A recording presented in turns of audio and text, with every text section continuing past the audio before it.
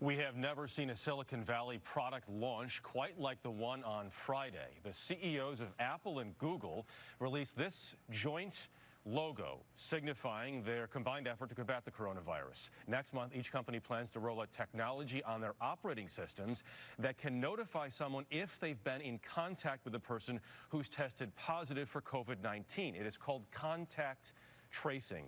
Wired editor-in-chief and CBS News contributor Nick Thompson is here with details on this. Nick, a lot of questions about this. First, how does it work? The idea is that Apple and Google have made it possible to run this on top of their phones. You'll download an app, probably from the CDC, or some other organization.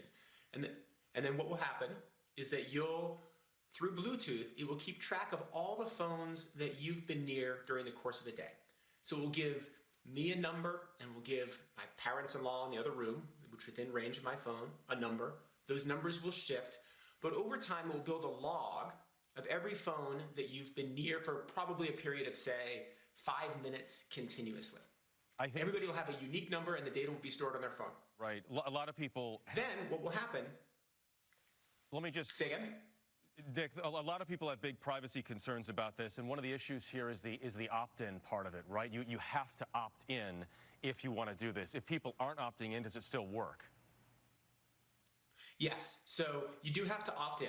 What has to happen is enough people have to opt in, right? Because if my phone has been near yours, you test positive, and you haven't opted in, I don't learn about it. Because the system works where when somebody tests positive, their phone then tells the cloud, hey, I tested positive, I have these numbers. The other people then check in the cloud and say, oh, have I been near somebody who's positive? So if you've been near someone who has been tested positive for more than 5 minutes, you'll get an alert.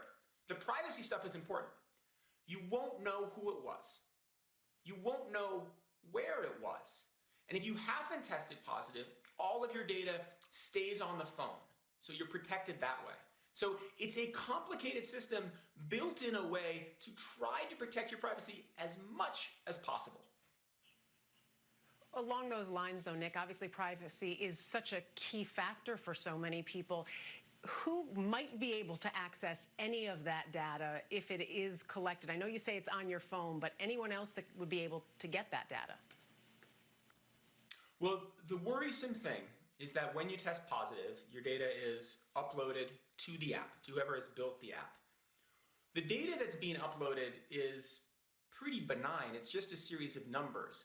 But it will come from a phone that is based in a location that is using an IP address. So whoever runs the app would have the ability, if they acted badly, to figure out some of the locations of people who test positive. Ideally, it's a company that builds a system in such a way that information is stripped out and people are protected, but that's the weakness.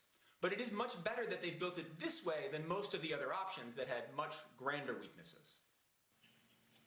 And obviously at this point, Nick, people are just looking for something to help in this fight we have. Nick Thompson, thank you for some interesting information and insight.